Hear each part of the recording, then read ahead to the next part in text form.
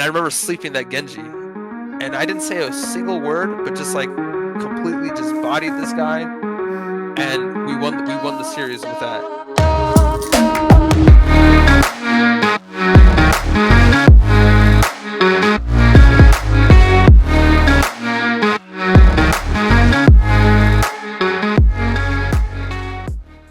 My journey in esports is it's been a while. I first started gaming, I think, when I was 3 years old with my dad, playing StarCraft Brood War. So this was like back in 1999, 2000. According to my teammates, I'm a boomer, so I take that with a little bit of a chip on my shoulder. So Okay, boomer. yeah, exactly. But yeah, man, I started with StarCraft Brood War, so I've been a Blizzard, I guess, fanboy since then. And basically just taken all that competitive nature that I had and brought it into sports. I brought it into my school. A lot. I actually come from a sports background. I played soccer all throughout my life. I played it in college. I played semi-professionally in Germany. And I really was able to, with because I come from a military background, so I think I want to say I moved around about 13, 14 different times. I've lost count at this point. When you're at this point in your life, you're like, man, I just want to kind of settle down eventually. But yeah, I come from a military background, played soccer, semi-professionally, and yeah, I mean, I've just been using whatever I learned in soccer and I guess traditional sports is what people like to call it. Um, I I basically just brought that into my I guess journey to my path to pro to esports, and it's honestly I definitely recommend those who are also in the same path as me, pursuing that path to pro, whether that's an Overwatch, whatever the game could be. Definitely having that traditional sports background of structure, discipline, all that good stuff. It's really, really, really helped me because I know I can tell when I'm dealing with opponents or my own teammates, ex teammates, previous teammates, whatever it could be. Having that background of sports, and I hope esports gets there eventually. Of just having that culture has really helped me from the StarCraft Brood War days of 1999 all the way to now to 2020. My first game I played Heroes of the Storm semi-professionally at the tier 2 level. Did that for a couple years, and then as I saw the esports side of the game dying down a little bit, I decided it's like, you know what, let me try Overwatch, give that a shot. I actually hated Overwatch when I first played it. Okay. I want to say, man, probably like the first 6 months I was playing, I was like, man, this game, I just can't love it, and I want to love it so bad because I feel like I should be here. Um, and then went to school, graduated, and then uh, during that my last I guess 2 years of collegiate soccer, I was like, you know what, I'm going to try this esports thing again and get into Overwatch hardcore, and then yeah, kind of ended up here on a Contenders Academy team, which is pretty cool. So Did you get into the beta for Overwatch? When did you start playing? I didn't I didn't I got Okay. I think I got into I want to say season 3, season Okay. 4 That's not that bad. time. Yeah. It wasn't too far off the beta because I remember when Blizzard, you had the email signups for the beta. I was like, I'm not even gonna waste my time, and because I don't come from an FPS background. I come from a StarCraft, RTS, and MOBA background.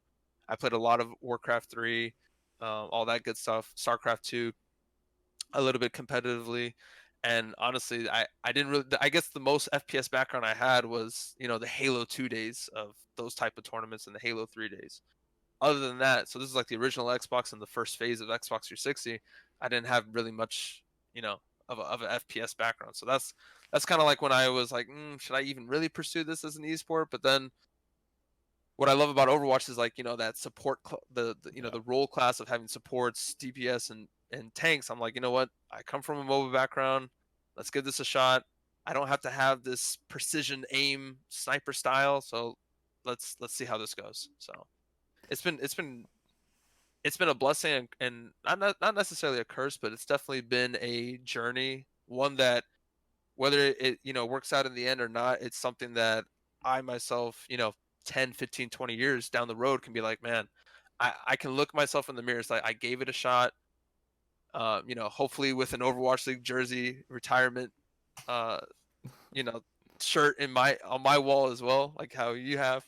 Hopefully one day, but it's been great, man. It's been great. Honestly, man, like when you reached out and said you wanted to be on the like this type of thing, this video, Yeah. and then I asked you about your journey and stuff like that. I just what I like is your background before Overwatch is so detailed, and I think a Hmm. lot of people underestimate what they learn outside of gaming can actually be so important and crucial. Like when It you actually is. get into the game, like you've learned discipline, you've learned like competition, Hmm. teamwork, right? Because you said you played competitive soccer back in the day. So Yep. I think it's just so important, man. Yep.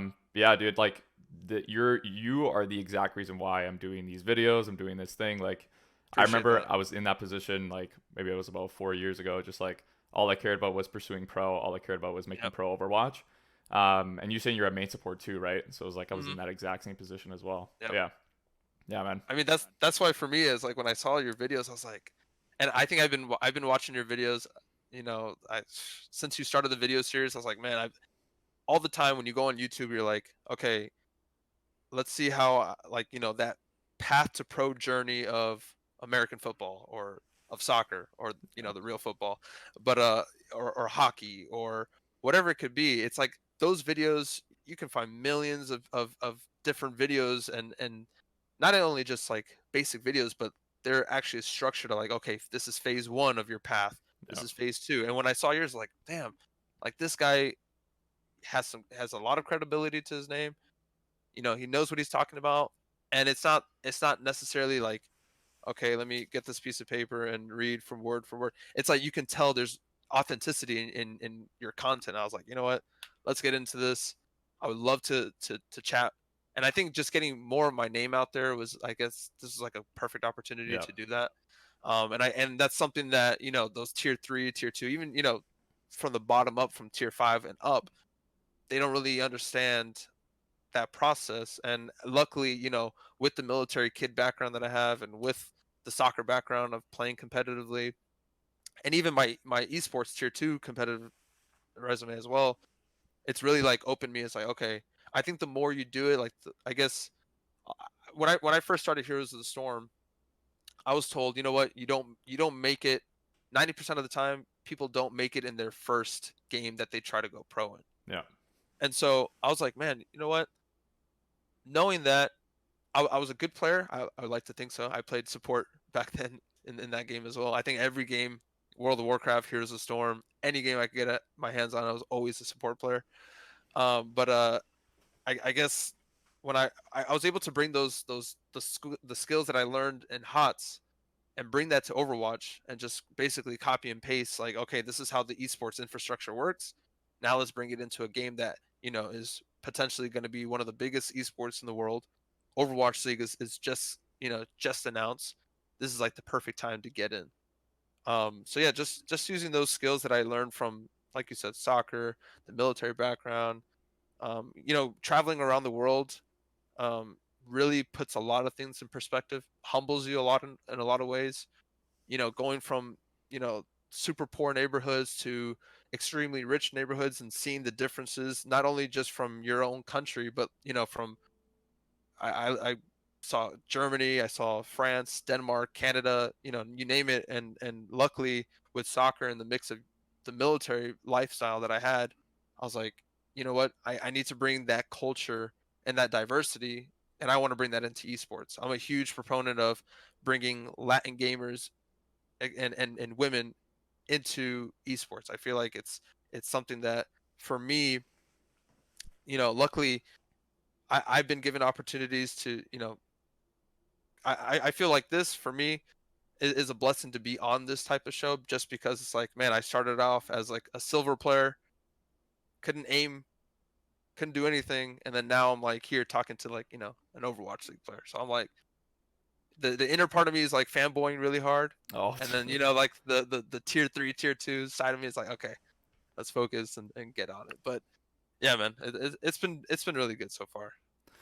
honestly, man, like to be real, I love the fact that I can give you that platform because even when I was pursuing pro, I wish I had that platform to just Absolutely. kind of because it's so easy to be like good at the game on paper, but a Right. lot of like maybe general managers higher up don't maybe underestimate like discipline or just people's character, right? Like you can't Yep. really teach character. Like you can easily teach the game though. And a Right. lot of amateur players, it's so hard for them to show or portray that, I do have a well-rounded character. I know what it means to be a team player. Sure, Yep. I might not be like that good at the game, but I have like the natural raw talent that I Right. need to grow, right? Right. And yeah, man, I'm glad that I can give that to you. Thank you. Seriously. Thank you. Yeah. And I mean, just going off of that, I think, and this could be a little bit of a hot take, but I think initially, especially how young esports is, I know it's been around, 10 plus years a Yeah. little bit. For the grand scheme of things, it's not a long time. It's still a very, very, it's a newborn baby. And I feel like to grow that grassroots level of esports, even that grassroots level within the Overwatch League of the players themselves, I feel like nine times out of 10, unless your name is Jonak, I feel like it's better to have, at least from a managerial perspective, I feel like it's better to have someone that is, the grit is there, the determination is there, great teammate, great person, because I feel like all those things translate in the game. I feel like if you take care of your real life stuff, you can bring that into your game. I like, for me, being a student athlete, being a student athlete in soccer, I was like, you know what? If I'm taking care of my school stuff, the soccer stuff just comes natural. I like it, just flows, because that's just what I want to do. And I feel like it's the same thing in Overwatch, or not only just in Overwatch, but I think esports, Dota, League, whatever it could be. I feel like if you take care of your stuff, of your business, then it just, everything else just becomes natural. Just becomes like a nice flow of things, just work out the way that they're supposed to, because you're doing what you're supposed to, if that makes sense. So that's kind of like the approach that I brought um, to esports. Not only just uh, in Overwatch, but just, I guess, in esports in general. So To be completely honest with you, man, like hearing just you talk right now, your whole approach and your perspective towards things is you're on point. Seriously, like you're on thank this you. you're on the straight path. Thank you. Honestly, man. And a lot of players don't have that. Even in Overwatch League, when I was in the league for about a Mm, year, a lot of people don't know. Like, sure, these players are like really good at the game, but right. when it comes to behind the scenes and behind the curtain, they're really bad team players, and it's so hard to keep those players on your team. Sure, they're benefiting you in the short term, but long term, it's Right. just there's no longevity there. Definitely Um, agree. and you need leaders, you need good role models, and I think there's honestly a lack of people in the esports scene that are just good role models for even people that are pursuing pro, even people that just have an interest in gaming. We just need way more role models in this industry, Absolutely. to be completely honest. But Absolutely. yeah. I agree. Anyways, I wanted to ask you, why Overwatch? Why did you choose Overwatch? And then when you started playing, did you set out to play competitively, or you were just kind of playing casually? Honestly, I why Overwatch? It was another Blizzard title. I was like, you know Okay, what? yeah, fair enough. I put, my money, my time into World of Warcraft. I put my money, my time in HOTS. I put, and my time into StarCraft. The list can go on, and even Diablo. Basically any Blizzard game. And I was like, you know what? Let's just try Overwatch. Um, when I saw, ironically, when I saw the Crusher 99 video, I was like, man, Yeah, I can see. And then the little 6-year-old comes out. yeah, yeah, I was like, man, I can see it. And the lights, the camera, the screaming, the name, all that generic fanboy stuff. yeah. I was like, let's do it. And I remember just watching it the first time. I was like getting goosebumps and everything. I was like, man, this is it. This is it. And 2-3 years later, I'm you know not where I want to be ultimately, but I feel like since that day one, again, I have to say this: getting to a podcast, a show like this, blessed. I was able to go to 2 LAN tournaments last year for the national championship series. Those were awesome. One was in Denver, and then the other one was near LA.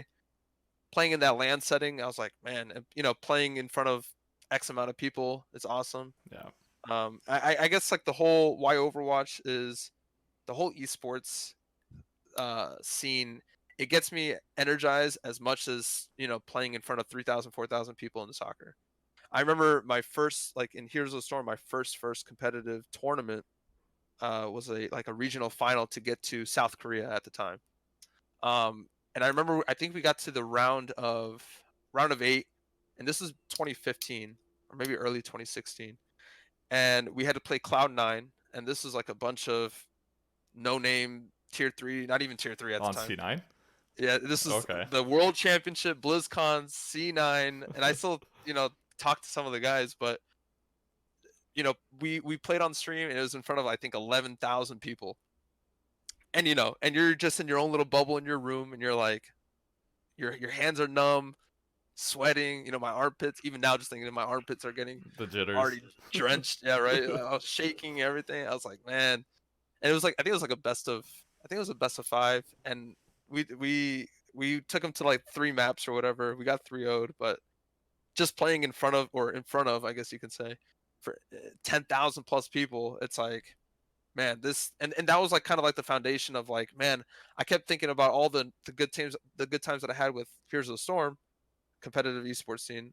Let me bring that to my Overwatch and why Overwatch, and I just kept remembering all the good times that I had in the hot esports scene. I was like, yeah, I can't stop here. So There's one of my first coaches in Overwatch back on Immortals. okay, His name was Chance. He told me this. He goes, "There's nothing like that's such a blessing than working so hard and putting everything into like working at a craft. Like yeah, it's just it just brings yeah, you this joy and." I like even what you're talking about, right? Like playing in front of a crowd. I know you get this energy, you get this I guess euphoria state that you get to yep, feel, even though you feel super numb, jittery, shaky, nervous. It's just, yep. it's a cool feeling. I don't know. I can't really describe it, but yeah, man, I get it. You just have to do it. It's just one of those things where you just have to do it, Yeah, and no matter how many times, like, your friends, your family, or even you know teammates that are just getting into the team or whatever, or even just veterans, like you just have to do it to know and to understand that euphoria that you're talking about, and really not just live in it but thrive in it is something that um I like to go back to. Going back to all the times that I feel like for me, those moments are so priceless because I remember when a lot of players, I know maybe you're checking Twitter a lot, but a lot of players are quitting, whether it's oh yeah, Overwatch or just esports in general. I'm familiar. A lot of players, I mean, just the other day or just yesterday, there's like I guess 20, 25, 30 people just saying, okay, I'm done. Yeah, But I guess I take it a little bit personal because for me, I put, from the age of 3 all the way to age of 23, I was like, man, I'm gonna be a professional soccer player. That's what I want to do. And putting, the thousands of hours of grind, missing proms, missing sleepovers countlessly, missing whatever. And for me, it's like I loved it. I didn't need those things because I knew what I wanted to do. Um, all the sacrifices for me, a lot of times people are like, "Oh man, you're crazy! Like it won't work and whatever." And even that 0.0001% chance that it works, like that's like the hope that hardcore competitors thrive for. And I feel like, and that's why I kind of want to bring like a different culture to this tier 3 amateur scene. Is that just because you put a year, 2 years, 3 years, I mean, hell, I put 20 years of my life into a sport, and then and I didn't work out like the way I wanted it to. And I tried it in Heroes of the Storm, didn't work out the way I wanted it to. Now I'm trying it in Overwatch. It may not work out the way I wanted to, but I know that at the end of the day, another 20 years later, I can look myself in the mirror like, you know what? I tried it, and I'm happy about regardless of the outcome. And I've always told myself whether I can play one Overwatch League game or even just be a bench player of the Overwatch League, whatever it could be, I'm like, you know what? I'm set. I, I made it at that point. Do I want more? Do I want to thrive for more? Absolutely. But I guess that the little, again, going back to that fanboy, that 6-year-old, is something that is uh, is important to me, and I think a lot of players don't really grasp that concept yet.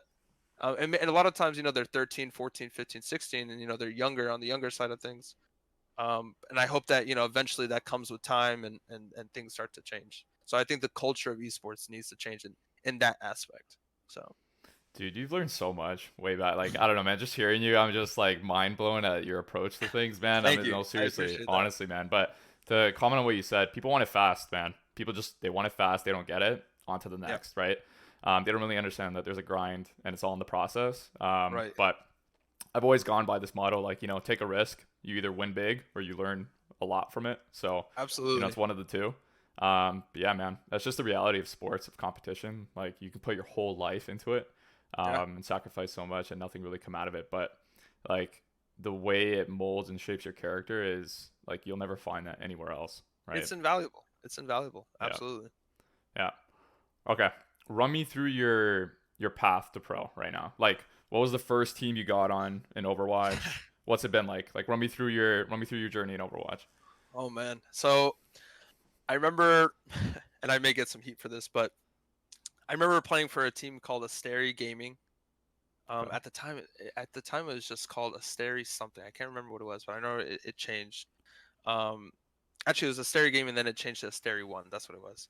So from the start, I think I was like a 2600 player, something like that. And I remember going like through the discords. I'm like, okay, let me go back to my HOTS esports, I guess, training. How can I get in contact with teams and start establishing myself? So I went through, because in Here's the Storm, Reddit was like a huge proponent of, because this was before Discord was really a huge thing. This is when people were still using, sometimes they were using Razer comms and things like that, Ventrilo Like, and forums posts and stuff like that. stuff. Right, Yeah. exactly. So that's how people were finding teams. I feel like players now have it super lucky of how accessible Discord is. But that's a side note. So I think I was like a 2600, 2700 peak at the time. I think I was like averaging like from seasons like 3 to 7, maybe not 3 to 7, maybe like 3 to 6. I was like still a gold player, and I was like, I know I can play at the competitive level, and I was always in that elo hell type of mentality. I was like, you know what? Let's see how I can thrive in a team format. And if I can't thrive in a team format, you know, I'll just stop right there, because maybe I am an actual 2300 player. So I played for Asteri Gaming. I remember telling them, I think like when I was typing my SR peak, I did like a mistype saying that I was like a 3300 player. In reality, I was a 2300 player. And I remember they're like, oh, okay, let's get you on. We just lost our main support player. We don't really do too much of the hardcore competitive side, but we could be a diamond team, but we all want it. And I think for me, I kind of like the diamond teams more than the top 500 teams, because when you get to the top 500, or even top 10 or whatever, the 4400 plus teams, you're like, a lot of your teammates like, I'm already good enough. I don't really need to try. But the diamond players, man, like I know they get a lot of heat in ranked or just like in general, but these guys, like, they have grit. So shout out to my diamond players. They have grit. So I went from Asteri Gaming, played there for about 6 months. There was 2 players, or 3 players that were like, you know what, I just want to play this for fun. I'm going to take my university more seriously. And then three other of us were like, you know what, we want to keep going. We want to get to that Overwatch League, and I know we're just like barely hitting that diamond peak, but let's keep going. So we made a structure. We had a lot more hours of practice. Instead of doing the traditional 2 to 4, we are doing 6, sometimes 8. Um, going through there. Sometimes we'd even scrim EU teams. We'd get up early on the weekends and scrim EU teams. The grind, man. The grind, man, it's Yeah. something. And then it was that later in turn came into a team called Feeders of Benefits. And that was kind of like a team where we were hardcore in the mindset. Oh, I don't know if you can hear me Yeah, still. yeah, you're good. Oh, okay, my monitor shut off and everything. Oh, okay. We came into that hardcore mindset. You're still putting that 6 to 8 hours a day, and then I think I was with them for about 9 months, and then literally, I guess like on that Friday of before Open Division, there was like a weekend, and on that Friday, because Open Division plays Saturday and Sunday, on that Friday, I heard that my dad passed away, and so they're like, you know what, don't play, like we understand, but I was like, you know what, all that grind, and I know this is what my dad wanted me to do, moving forward, of not giving up, and all those basic foundational things that players need to understand of what to do, of how to become professional. And I said, you know what, I'm gonna play. And this is just like less than 24 hours of hearing this news, right? Um, and I remember hearing it, and because I was playing. I don't remember what the meta was at the time. I think it was dive. So in dive, it's easily like when you're the support player, you're a main target of focus kill. And when you hear the news of someone passing away, I remember my first game. I played the worst I've ever played in my life. Understandably.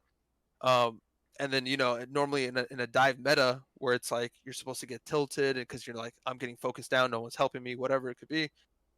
I was like, you know what? I remember because I'm pretty religious, especially maybe not going to church every single weekend like how everyone expects religious people to be, but I know my own personal relationship with God is something that I was able to build through my family and through soccer, through Heroes of the Storm. Um, and really, I was like, you know what? Because I always play, I always have to show this, but I always play with a rosary next to my keyboard or next to my computer. Um, and I prayed to it. It may sound a little bit cheesy to some people, but it's it was something that was just like, wow, like let's do this. I think the next we ended up winning the series, and I think we were maybe like 7-2 at the time or something like that, 6-2, 7-2. And I remember when I played, everything was just like it was just shut off. I couldn't hear comms. It was really the only thing I really remembered was we were playing on Gibraltar. I was playing Ana, and I slept, and it was like we had to defend for like another 30 seconds. And this is the only thing I remember from the series, and was I remember they nanoed their Genji blade, so they had a nano blade coming at me, and I was playing at the back side of the first point of the map, and man, I can remember it gets me chills just even thinking about it. And I remember sleeping that Genji, and I didn't say a single word, but just like completely just bodied this guy, and we won the series with that, and it was something that I guess continues to build who I am because a lot of it's like what with my dad passing away that that that series would have never have happened. I like to think everything happens for a reason, and maybe if my dad passed away after Open Division or you know the week before or whatever it could be, maybe I would not have gotten that fire to keep going. And I feel like it came in like sometimes this may sound wrong, but it came in at a perfect time because uh that sleep on the nano blade was just something that I'll never forget on a moment of my lowest of lows. Because I've had ACL tear, I've had broken ankle, I've had broken finger, torn shoulder, muscles, everything that you can name it. I've been out for a lot of injuries. Um, and it was just something that one of like my favorite sports moment for me personally, both in soccer, Here's the Storm, Overwatch, was that game. And it was just something I was like, you know what? I have to keep going. And if it wasn't for that nano sleep, I don't know where. In hindsight, it sounds like very like simplistic in a way of like, oh, if that didn't happen, then I don't know what else would have happened forward. Because to be honest, I couldn't tell you. I was really, really in the lows. Going to practice was difficult. But I remember with however all my hardships in soccer, I'll tell you, I've had a million infinity, whatever the number could be, failures in soccer or in Heroes of the Storm, that I've had my 2 to 3 victories.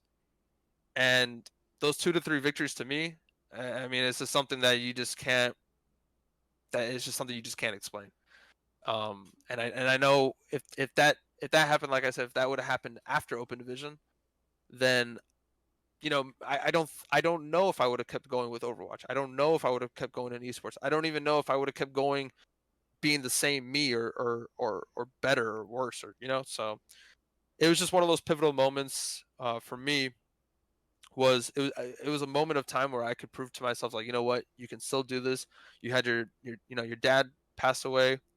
Uh, Soccer just finished because as for me as someone that's played for so long, um, there was an identity crisis of, okay, I don't have soccer anymore.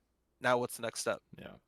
So it was just one of those things where huge pivotal moment that game. Um, and moving forward, played for a couple other teams, and then ultimately created my own organization. I called it Seven Kings. And basically, there were 7 guys on the roster, and I wanted all of us to be equally in the kingship. And then I was able to bring. I funded my own team to go to Denver. That was tough. Was doing a lot of fundraising, a lot of working my own hours, creating the brand, creating the branding. And then the second tournament that we went to, I was able to bring. I started another GoFundMe, and I was able to with a bunch of other people. I was able to bring an academy team with us. So we had a Seven Kings and then a Seven Kings academy roster. And I remember, I still have the photo, but we have like a team photo of having 14 players, and then a coach with the Seven Kings branding on it. And I was like, man, I made something. Like, even though it's like maybe this team doesn't work out after this tournament, people go LFT after that, but at least for me, it's something that was just so priceless, and I was able to bring land opportunities to 13, 14, 15-year olds. I was basically the team dad at that point, and it was just something. It was special. And then I go back to why I started Seven Kings was that sleeping that nano blade at that on that open division game, 2.5 years ago. And I feel like all that just accumulates itself into something that it just keeps building on that foundation. So after Seven Kings, an organization came up to us called No Weaver, and they have a spot in Contenders Australia, and they're like, hey, we would love to make you guys our Contenders Academy team. And then I started new trials because 3 guys left, and then we were doing trials for the other roles. And then yeah, now I'm here. So Bro, we better keep in touch after this episode. I absolutely, honestly want to see where you go with this because I think anybody watching can just see I the appreciate that, man. the humility, the discipline, the leadership qualities in you. Thank you. Um, I no, really man, appreciate seriously, that. I am really really eager to see where you go. Thank you. Because even just hearing like stuff that you've been through, and I don't even think it does sound wrong when you said, it came at the perfect time. You have your own conviction about what it really means to you. You have your own understanding, right? Yep. And I'm a believer too. I believe everything happens for a reason. Totally. Um, yeah, man. I could tell you've learned so much from him, just like the way you are, obviously. And Thank I'm you. sure he's probably a huge role model for you. Yeah, And absolutely. I just want to shout him out, man, for serving in the Air Force. You said for 30 Thank you. years. Yeah, man. Thank you. Seriously, just like paying my respects to him and things like that. Appreciate that. Cause yeah, man, totally deserves it for sure. Thank you so much. Yeah, man. Thank you so much. Anyways, I'm gonna open this up for questions if you have any questions about like your journey and stuff like that.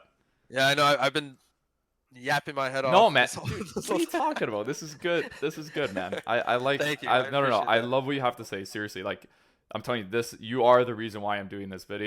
videos. No, man, your journey just like opens up my eyes to things too. Really, it Thank you. does. I Yeah, really appreciate that. And I mean, again, I have to say that I'm blessed to be here, blessed to be on this type of platform. I would love to stay in touch. Um, you know, pleasure to meet your acquaintance at first. I hope to build something here moving forward. 100%, man. Um, 100%. and seeing where everything goes, both in our professional lives and then personal lives as well. I guess for me, I feel like, and I guess I had to deal with this as well as a player in soccer and also in HOTS. Um, and this is why I was so gravitated, because I feel like I see a lot of my own self in you and vice versa. I see like a man of faith. I see that when it comes to that hard work and determination, like you're on it. I see it in your videos. Like I said, the authenticity is there, and that's something that I wanna ask is, how do you, at least from the Overwatch League perspective, when you were as a player, how was your faith tested, and how did you lean on your faith? Um, I guess because like when whether you were bench or playing, in that starting lineup that on game day, how did you use faith both personally and then in practices, before tryouts, before games, whatever it could be? How did you use faith? Well, okay, so I'll start off with how my faith was tested. Honestly, like first thing that comes to mind is finding purpose in my career and finding my Mm, identity in who I was as a player, not in who I was as a person or who, um, yeah, not or my relationship with God. It was more of if I performed well, then I saw myself as, like very confident person, very high up Mm. there. But if I wasn't performing, I would see myself as very like kind of low, depressed, sad.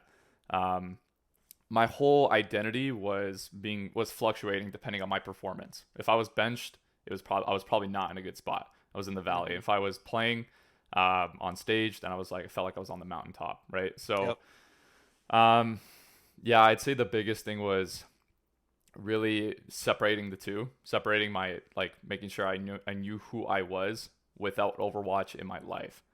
Mm. And I think a lot of athletes go through that, man. Like even NBA players or players in football, like after they're done their career, retire. It's like they go through an identity crisis. They feel super depressed because it's like, what Yeah. now, right? Like what's Yep. next? You know what I mean? Like that Overwatch gave me a sense of purpose, and that's why I played so many hours. Um, yeah, that's what it was for me. In terms of how did I use my faith in gaming, um, the biggest thing was I knew I didn't want to do it for myself. I didn't know what God was doing with me. Pursuing Overwatch, but I knew He wanted me to do it.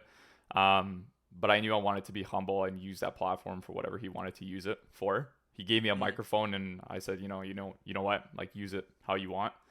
Um, but yeah, man, totally like even just praying before matches and stuff like that because it's nerve wracking, man. Going on Yep. stage, playing in front of all those people, like Hmm. sure, even though I did it for a full year, still thinking about it, it's like super nerve wracking, right? Yeah. Absolutely. Anybody, man. But yeah, Absolutely. that's for sure. That's my answer for you. Awesome. I know for me, I what I like to do even before like scrims, because I feel like I like to take scrims and practice how you're gonna play. Yeah. So I like to do the sign of the cross right before, and then like I said, I have my rosary right next to me, and I know actually like come to think about it, when I was playing in my tournament or the LAN tournament in LA, I remember, and I'm sure you've felt something at least something similar, was that when I brought my rosary, I laid it down next to my keyboard and everything, and it's a different setup, so you got to figure out different ways. And I remember because I remember we were in a series, and my computer somehow it like shut down like three different times. So there it was like having hardware issues. So just waiting on another computer, and the tournament admin comes in, and he's setting up. He goes and he looks at the rosary. And he goes, "Oh, what kind of beads are those?" And like in a very like mocking, I was like, Yeah. "This little." I was like, "Man, I'm gonna. What would Jesus do?" Type of moment. So I was like, you know what? For me, how, because I know a lot of people who have been teammates with me. I don't really talk about my faith necessarily, just because in Yeah. esports, I know a lot of the players are younger, and even like if a player comes to me and asks for advice, and I say, hey, look, God has a plan for you. You may not be religious, but I'll pray for you anyway. And then it's like, no, I'm atheist, and then just like be very blunt about it. It's like, okay, I respect that, no problem with me, and moving forward. But I guess for me, it's like when things like, oh, what kind of beads are those? What type of, I guess, tests and battles that you had to go through, maybe as a player, or just Oh, like okay. an everyday Yeah. person, something like, hey, if someone looks at these, I get the rosary or something like that, and they're like, oh, um, what kind of beads are those? Or like if you have, like I have a bracelet of God and everything, and if someone questions it or mocks it, is that something that you went through as yourself as a player? Yeah. Yeah. Okay. So I kind of get what you're saying now. Valiant came to me and they wanted to do a faith documentary. I don't know if you've seen it, but like I it have. was Yep. yeah. So when we finally like finished that and put that out on the internet, obviously I received like a ton of like positive stuff, but a lot of negative comments, right? Mm. Even like people DMing or even people like of faith DMing me and saying, you're playing video games and blah blah blah. That's from the devil, right? Just things like I that. Like that was a total test for me. Like really thinking to Yeah. myself, like, is this what I'm actually supposed to be doing? Right. Um, so yeah, that's definitely a huge test for me for sure. And then again, it was like 3 different episodes that came out, 3 different videos. Yep. So I it was remember that. constant like negative, even in YouTube comments and things like that, right? Just constant negativity coming my Yeah. way. But again, man, it definitely made me stronger in my faith through that. So I'm honestly super grateful for it for sure. Awesome. Yeah. Awesome. And I like to piggyback on that a little bit is like I know a lot of the times, being in that tier 3 grind also tests your faith because I remember like, putting, Totally. 6 to 12 scrims and then, missing dinners with family or eating like quickly 5 minutes and then running up Yeah. back to your computer and your parents Yeah. like, "Yo, what the dude?" Like it's like, "I'm sorry. Yeah. I'll clean the dishes later. I got it. And then, you come back like, 6 hours later like, dishes are done and then, you know, you have to hear it later. Um but yeah, I think just piggybacking off of that is a lot of the times for me it's like everything is always like okay, like again, one of the things that I was able to connect with you and maybe I should have reached out and be like, yo man, good stuff, like I loved it, and, kind of like filter out the hate. But I know for me it's like when seeing that type of content and regardless of age or whatever, it's something that I don't even think people of of religious background need to have in order to appreciate it. I feel like there's Totally. a bunch of parallels and religious and faith that you're able to piggyback off of and use it in your own personal lives, whether you're religious or not. That doesn't matter. And I feel like, and what I love about your broken podcast is that when I first saw bringing faith into esports, I was like, boom, this is something that um, is needed. And maybe I don't go to church every single weekend, but I think relating to other people that experience faith and experience the hardships, experience all these sorts of things, is something that's invaluable whether you're religious or not. And I think everybody should you know you don't need to be religious, and I don't want to start. Oh yeah, you need to believe in God, like No, all no, that yeah. stuff. I feel like it's something that there's a lot of parallels that you can bring in your own life. Um, so I guess for me, going off of that, um, let's see. So the whole networking for Overwatch League teams and the tier 2 scene, you know, what as a player in my position, because I feel like I can offer a lot even to someone that's in the Overwatch League. Maybe my mechanical skill is not just yet there in the sense of my experience in tier 1 or even my lack of experience. I have a little bit of experience in tier 2, but not too much, I guess in total probably about 20-25 hours of scrim time. So for someone like in my position, and I feel like I can bring a lot, with leadership, with character, with just being an overall good teammate. What's something that someone in my position in the tier 3 scene, what are they able to do in order to get noticed by an Overwatch League scout? Or is it something that do you just message a bunch of them, be like, hey, just be persistent, persistent, persistent? Or is it something that here's my resume, here's some highlight reel, here's a scrim of mine, you can take a look? Is that something that players in my position should be doing more, or? Well, here's the, like when I was managing Sky Foxes, the team of contenders, Mhm. um, even just like reaching out, just saying like, hey, this is me, this is where I'm at, this is my resume, this is my background, is totally okay. It's Okay. totally good.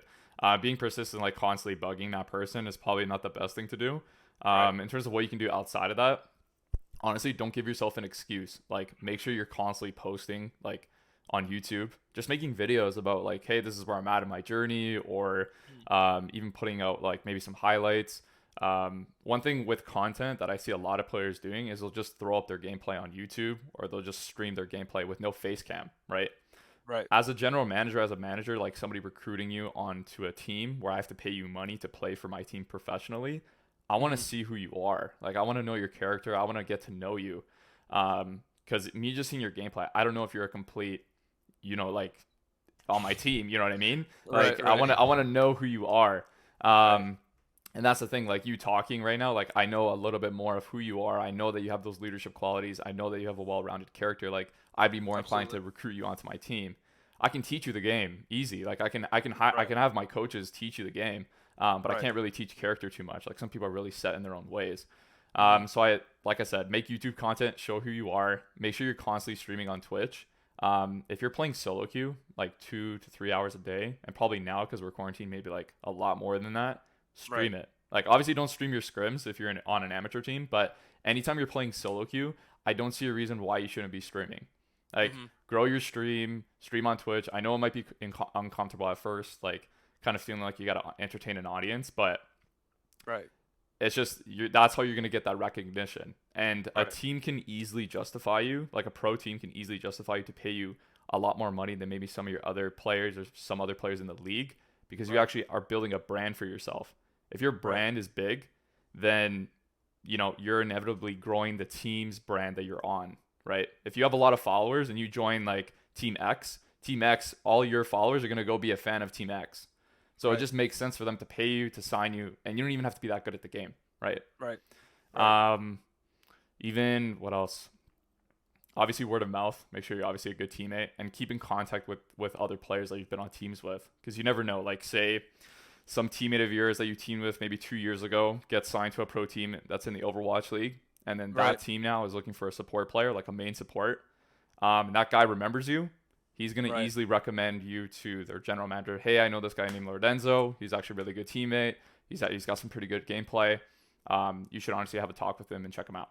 You know what I mean? Right. And like, that's a Right. breakthrough for you into the pro scene so easily because you just kept in contact with that guy.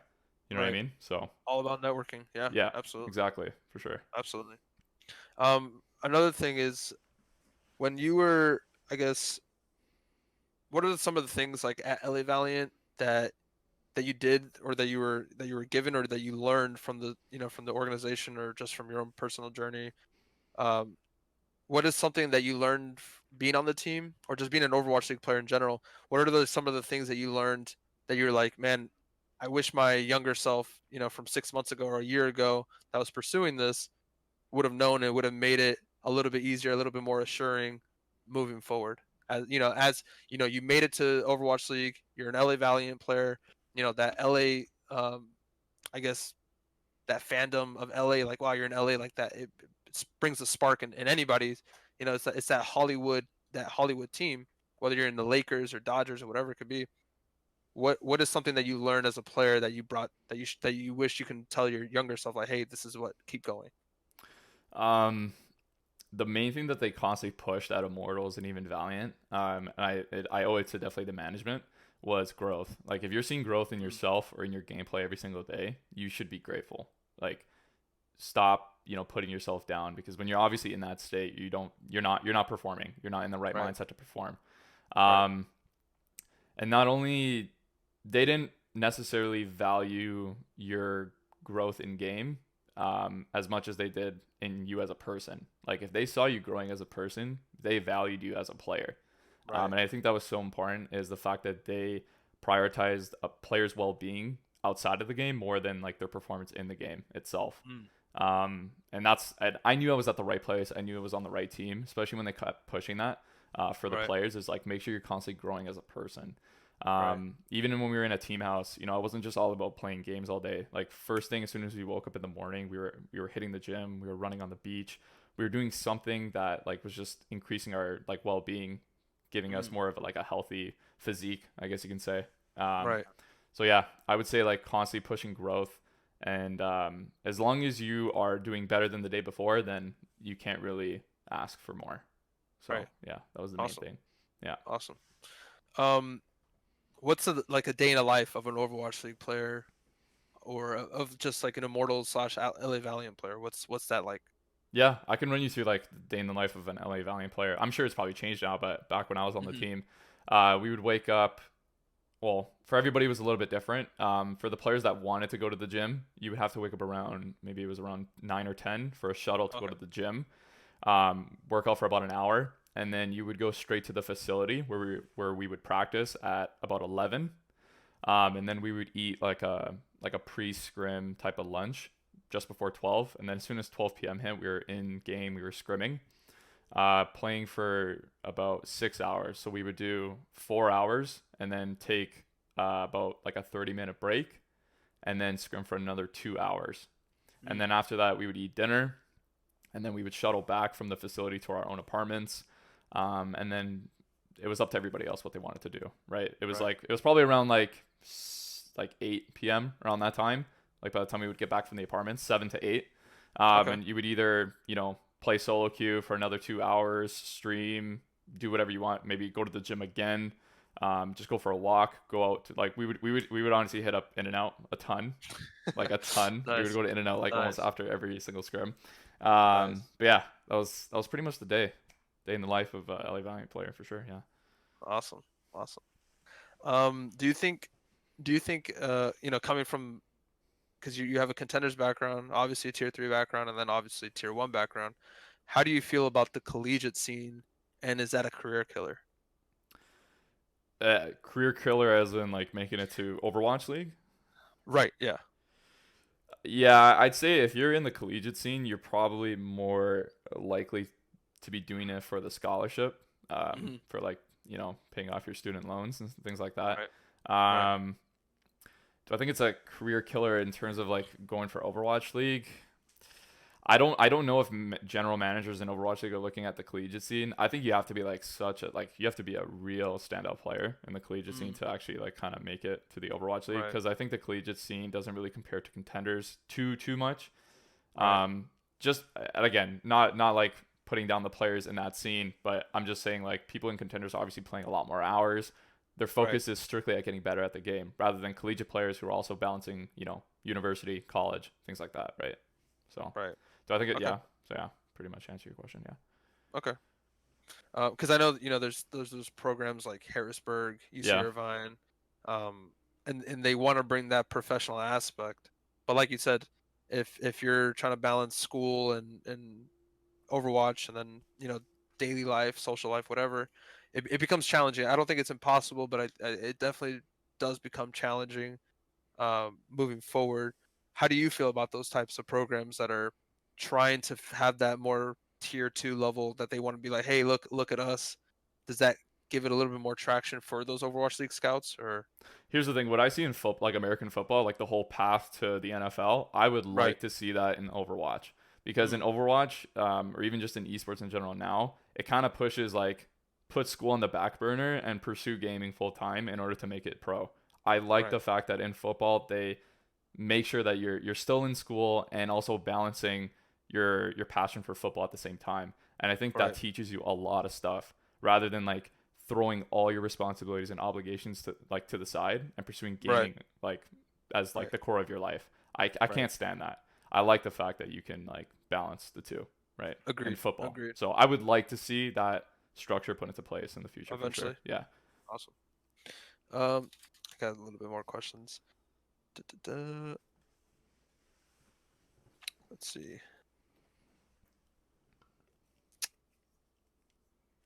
So I guess for, as a support player to support player type of uh, connection, how do you feel about grinding ladder as a main support player? Like, how do you feel about it? Like, a lot of times people say the main support role, unless you're in an actual team environment, is like the least impactful. Gets me a little salty when I hear it, but at least in the ladder perspective, how do you you know gain those SR and those SR points, and just be like, okay, I'm able to, with my skill as a main support, I'm able to grind, because sometimes people are able to do those, like, at least for DPS players or even for tank players. A lot of times they can be like, from, I'm gonna do a 3800 to 4500 stream, and then 2 weeks they're there. How do you feel about it when it comes to the main support solo queue ladder, and what do you do to grind moving forward?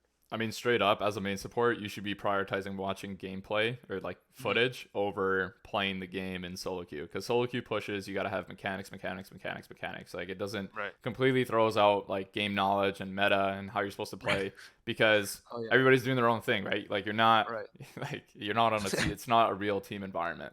Right. And as a support play, as a main support player, you don't want to what you play like Anna Zen, or you're No, talking like Lucio? I play Yeah. Lucio. I Okay. play Yeah. Yeah. Bap. I play Brig. I play. That's what's another one? Yeah, that's those are the three. And Mercy, of course, Because would before be you the, mentioned the playing fourth. Ana, so I thought for a sec like, okay, Yeah, he's this is like when it was the Ana Zen okay. meta, I get what you said. Yeah, little way back in the yeah, day. yeah. Okay. Yeah, so main Yes, support by heart. So yeah. So for main support, yeah, for sure. Like watch gameplay, study the meta. okay. Um, from my own personal experience, I was I was 3500 SR when I first got signed to Immortals. Mhm. And the only reason why I got that tryout is because somebody like was very fond of my shot calling skills and things like that, and they got me into that tryout and like my Right. communication. And it's because I studied gameplay and I was watching the pro scene more that really helped me be a better main support. I wasn't like very good mechanically, but I knew how to like lead a team in the game, and that's what Right. matters the most for main support, in my opinion. Yeah. I mean, I agree, and I Yeah, think I'm not the most mechanically. You will not see me, Reddit Lucioing yeah, in the yeah, back line getting five. yeah. That's just not me. Like a lot of times, people are like, "Oh, the way you play Lucio is boring." It's like it gets the job done effectively, and I'm maintaining my team and keeping that tempo. So I feel like for me, a lot of times players in the tier 3, tier 2, even sometimes I mean I could be wrong, but maybe even sometimes in the tier 1 scene, just by looking at it as a fan, a lot of times people have that solo queue mindset that sometimes can be a detriment. Actually, oftentimes, in my opinion, can be a detriment to a team. It totally is, 100%. Yeah, So, but yeah, you will not see me wall riding from Hanamura all the way to Lijiang Tower. Like I just that's just not me. you got to do that So again. Wall riding. wall riding, all that stuff. So, but yeah, good points because I feel like that, and that's another thing. I remember, man, this is like the fanboy of me coming out again. But I think you were streaming 2 years ago, maybe it's something. It was It was probably just have like to have when been more than that. Yeah. yeah, it was just like when Overwatch League was just starting, and I think this is like when I was on my first team, and I remember asking you in your chat, I was like, I'm like, is there a chance for Masters players to get into Overwatch League? And I remember you talking about like, yeah, I was only a 3600 or 3700 player, and I got onto Immortals, and so ever since then I've there's a lot of uh, connection, and there's a lot of like, hey, related, like, I can relate to that Relatability. Yeah. because right, I can relate to that, and because even though I'm a 4400 player, I'm not gonna have the same mechanics as some of the 42, 43, 4400 DPS or even DPS players. So for me, it was like looking at that. It's like, you know what, SR, yes, it's an important thing to get your name, set your foundation. But I feel like, and going back to my previous point, and this could be a little bit of a hot take for the traditionalists of, oh yeah, meta SR ladder. I feel like just being an overall good teammate, good person, effective communicator, effective leader, and I feel like I have those traits and those aspects that I just like. For me, it's just like I want to get just give me an interview like this, like just give me this, and I hopefully I can sway some opinions around and be like, hey, this is someone that is something that can really bolster a team, and that's for me. That's why I'm trying to do the path to pro system, and I feel like with my skills, hopefully eventually that I can translate that onto an Overwatch League team. So um, Totally, man. And like that's the thing is like keep at it. Um, I think it's so easy for so many general managers or like even coaches to see like, okay, you're not in top 500, like that's it. You're not. I'm not gonna even look at mhm, you, right? right, Um, right, and I just think that's I don't value that. I don't go by that. Obviously, I'm not a general manager in the Overwatch League, right? But right. or a coach. But again, rank only says so much. It does matter. Like straight, like yes, if you're not in top, if you're not like high SR, there's definitely something wrong with your gameplay that you're doing, for Hmm. sure. There's got to Right, be like you have some right, weaknesses that you got to work on straight up. right, But it shouldn't mean everything. Like whatever your right, SR is, for sure. Yeah. right. I agree. Um, let's see. Any advice that you have for that you learned from the LA Valiant coaching staff for main support specifically? Like, what can you bring? Like, maybe some of the coaches that you had in LA Valiant, like, what did they tell you specifically that stuck with you? Like, every main support player should know this, and it's something that is not taught in the lower tiers, and it's something that's just invaluable. Um, I mean, obviously you got to make sure you're studying the game constantly. Like you should be studying the game more than anybody, like Hmm. more than anybody on your team. But don't take that as a thing of I got to be vomiting like words on my teammates and telling them Right, like everything to do and like be this dictator on the team and like think to right. myself like I'm an IGL, I know how to lead a team. Hmm. I think there's a lot that goes into making sure that you're delegating and empowering your teammates. Like leading a team doesn't necessarily mean you have to be the one talking the most. Like you can be the one just talking to a DPS player and be like, hey man, I'm thinking about making this, like, let's make this play happen. And then like, or what do you think about this? Like telling your DPS player, like, what do you think about this? And he just takes it away and goes, yeah, we're gonna do this, this, and that. Like you just empowered him to think for himself and make his own play Right. happen. And I think that's leading a team more than, you know, dictating and saying, hey, you do this, you do this, you do that. Like Right. that's not being an IGL in my opinion. Right. And I was quick to learn that because I was like that too before. I was like constantly like, do this, do this, do that. And again, my teammates hated me for that. Like why would somebody want to sit there and just take orders? Anybody can do that, right? Right. So Right. yeah, that would be my Okay, main. that's awesome. Yeah. That's awesome. I mean, for me, in my current, comm structure in my team, I'm kind of like how you were saying that exactly that empowerment Yeah. comm structure.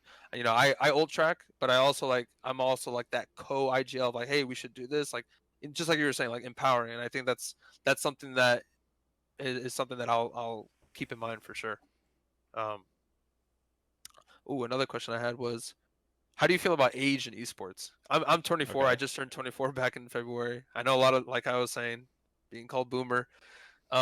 Is that something that, how do you feel about, even as in a general manager perspective, or even as an Overwatch League player perspective? How do you feel about older teammates coming into on your team, both as a player, as a manager, and how do you approach them, or you just like brush them aside? I think every team needs a mix of different age groups and it's on a team. Absolutely. You need like two young guys who just are Right. rookies who don't really know much, who aren't really like that detailed in terms of their history or background in competition, and you need like two mature like older guys that know what they're talking Right. about, that know how to lead a team and things like that, right?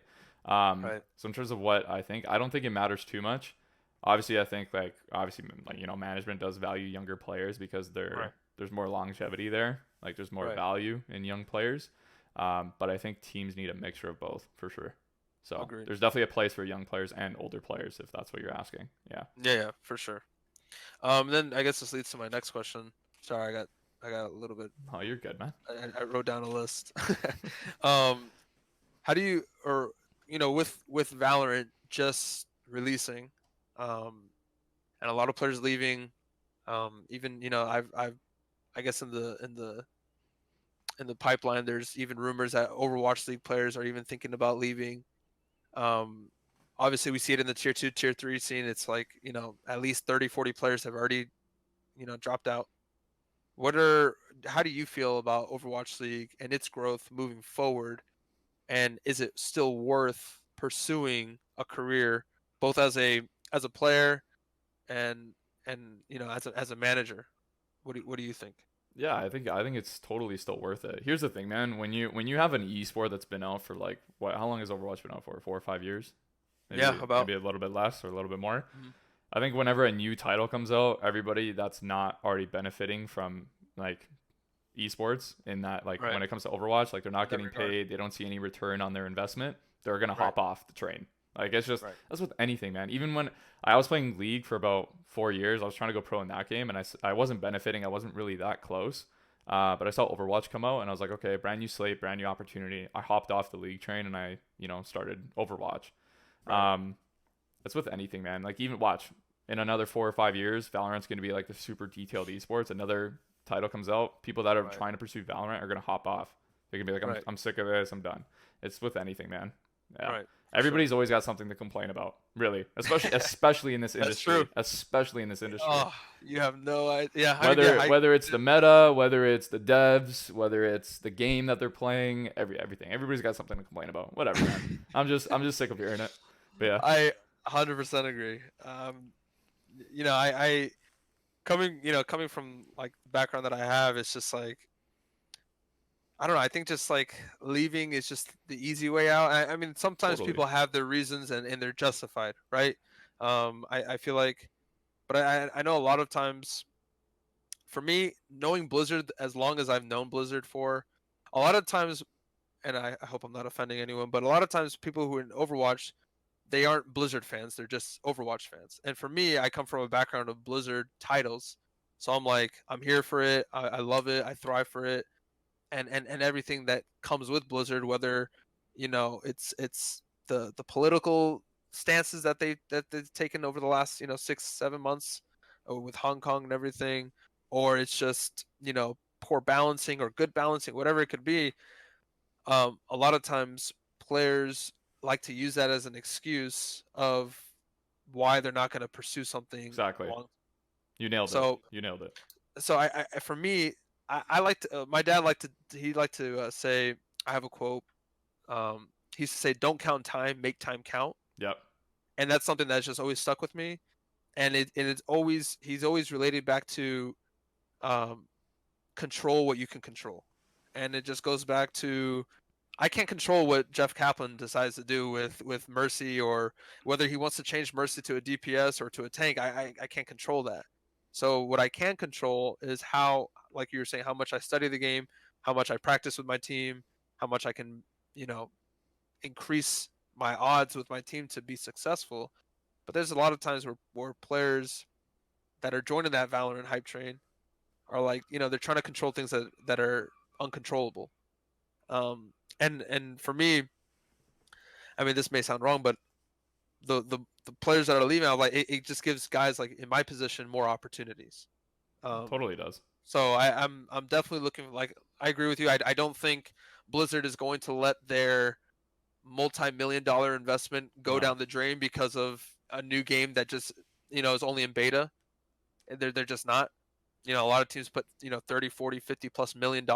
That's just for the franchise fee, not including salaries and all that, the infrastructure operational costs. Um, so for me, and eventually one day after my, God willing, after my playing career, I would love to own a team one day. Like, that's something that I have my sights on, in the next 10, 15 years or something, is something that I would love to own my own franchise. So yeah, I mean, I agree. I don't think I think pursuing Overwatch and Overwatch League in general is still a great career path. Um, and with COVID-19 and everything, I think that's just, once everything starts simmering down a little bit, I think that's just going to ignite an even bigger fire, not only just in Overwatch League but just in esports in general. So It's so that's much. kind of like. It's so much bigger than like gaming itself. Like in Mhm. terms of like the way people are. I think it has to do with Right. just our society and culture today. It's all about me, and if I'm not getting what I want, then I'm gonna use my social platforms to get what I want. You know what I mean? Like to just complain about the Yep. devs, and literally all it takes is like the one or two pro players in Overwatch League to start complaining about one thing, two things about the game, and then Yep. everybody hops on that train. And Yep. because it's so easy to follow that and say, yeah, this is the issue, this is the issue, and then it becomes the dev's problem. I'm telling you, I've been on both sides. I Hmm. haven't been a dev, but I've been a pro Right. player, and now I'm not playing. Right. I think it's so easy to just point the blame at the devs, at the game companies, that it's their fault. It's just, honestly, man, I'm so sick of hearing it. I've heard it all the time, especially from like players that are at the highest level, still Right. complaining, still not willing to deal Ah. with what's been given to them. You know what I mean? And I I think don't get it. I guess for me, and I love that you brought that up, because whether I was like a Heroes of the Storm aspiring pro, as an Overwatch aspiring pro, and then also as a soccer aspiring pro, Yeah, being from someone that is constantly trying to go up the hill, and you just get all the mud just thrown at you, everything just thrown at you, and to continue pushing you down the hill. Once you reach the top, like you said earlier in the podcast, there's no role models, and when the role models are saying, "Hey, look, yep, devs, can you please like change this? Like, this game sucks. Like, this game effing this and effing yeah, that." It just does not set a good. And I think for me, one of my main missions in esports is to change the culture that surrounds it. And I feel like, and I know a lot of, like, this is kind of like the phase one transitioning into phase two of esports athletes. I hope by the time phase three, phase four comes out, when there's already a strong foundation, that mindset of, oh, let's blame the devs for everything, or, oh, let's blame this for everything. And like I said, people are always trying to control the uncontrollable, and it's just the way it is. I think a lot of times, when I know, like, even past teammates that I've had that complain about something in the game mid practice, it just brings, like, yeah, 100%. it brings the Yeah. whole tone down. This And this it's hero's it's OP, frustrating. this and that, and think about it, Yeah, man. like. Think about it in football terms. It's like a wide receiver just not being able to run as fast as the QB's throwing the ball, and he's complaining to the NFL, being like, bro, there's too many yards on the field, man. Like they gotta shorten the field. The field's Yeah. too big.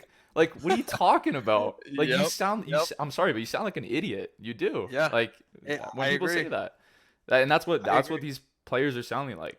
And you Yep. get it, man. Like, there's those two players. Whoever's performing well at the game is essentially the role model in the scene, Right. Right. and whatever they say is everybody's so heavily It influenced goes. by it. So yeah, Right. totally. And Yeah. I think it also even goes to successful content creators Yep. that Yeah. constantly, I don't know, I'm all for everybody having an opinion. That's fine. But what I like to do is, like, if you're gonna say at least one bad thing, at least try to give, I don't know, another good thing. Like, at least try to balance it out. But when you're just constantly, and I'm sure they very well love Overwatch or just love the esport or their gaming that they're in. But when you set the precedence of, okay, hey, look, I hate this, so now everyone, all my 300, 400, 4,000, whatever it could be, followers or Yeah. viewers, you also have to hate this with me.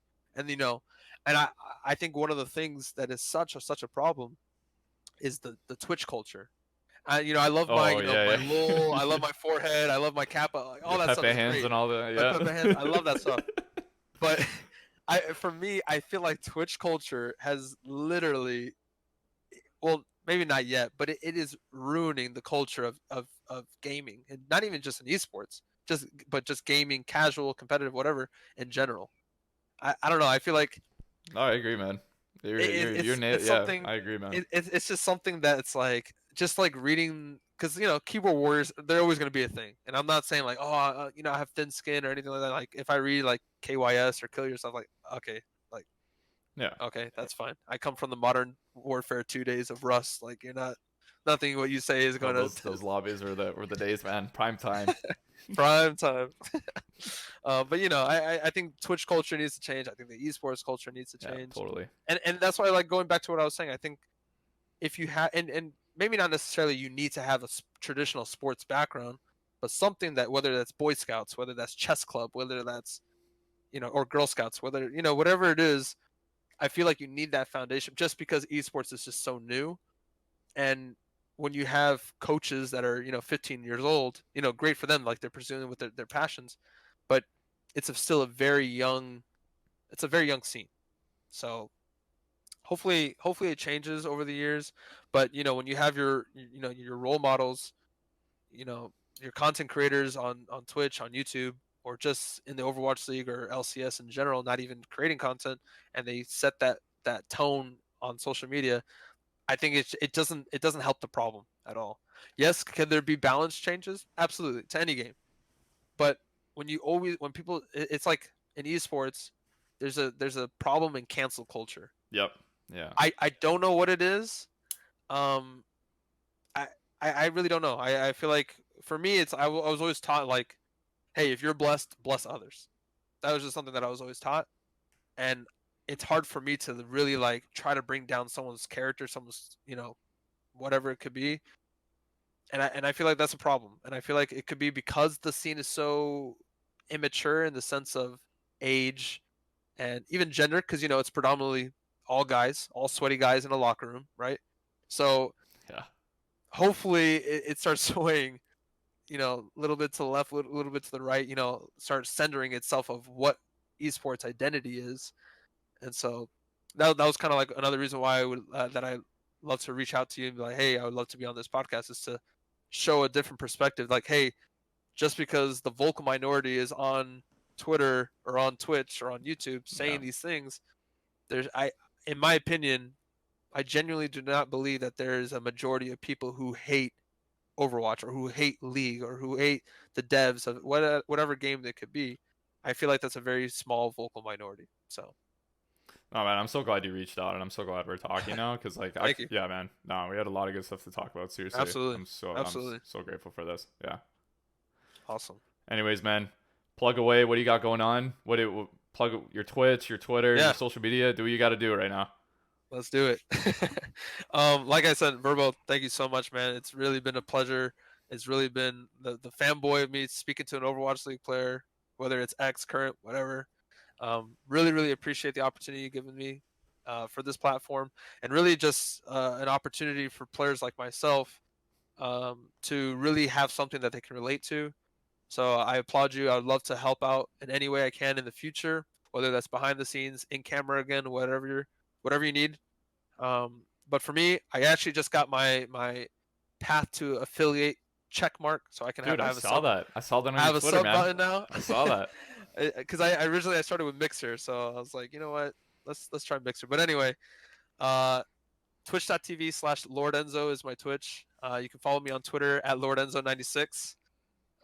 So yeah, I'm gonna be streaming a lot more.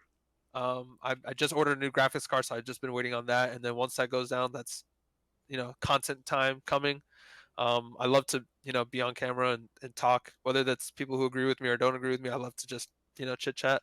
That's why I brought all these questions. Sorry for going No, on a man. bunch of tangents. You're good. But yeah, You're good. twitch.tv/Lordenzo, and then my Twitter is at Lordenzo96. So Anyways, guys, if you were into it, subscribe, like, hit the bell. yes, Check out Lordenzo's journey. I'm going to link all his stuff in the description. And that's pretty much it. See you guys later. see you guys.